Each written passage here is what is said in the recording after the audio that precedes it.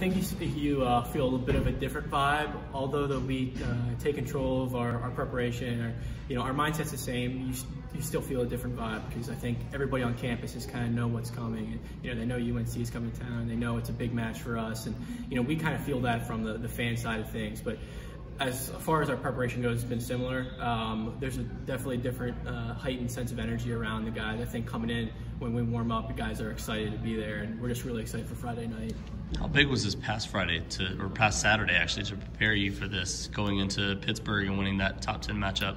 We knew we would have to run the gauntlet to win the ACC title, and it starts at Pittsburgh.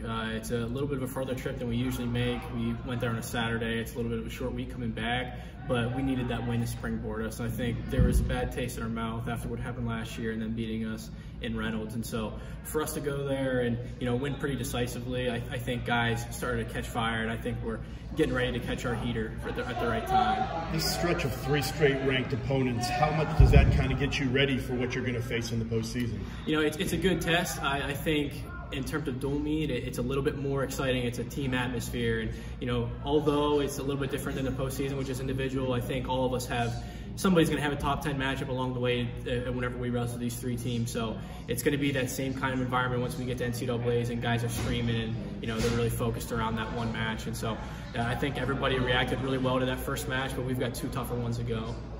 Obviously, all teammates are going to push each other, but how much do you and Trent push each other as brothers as well? I think in terms of whenever we're drilling or wrestling live, it's a little bit separated, but I think once conditioning comes around and we're in practice and we're on the Airdyne bikes just working really hard, whenever we get that little bit of, all right, we can do this, and somebody's yelling in your ear, and whenever it's Trent, it's like, all right, I gotta make sure I'm a good role model for the younger kids, and it's a back and forth thing. I respect everything he says, and he respects what I say, and so whenever we need that extra little bit of an oomph, we can go to each other.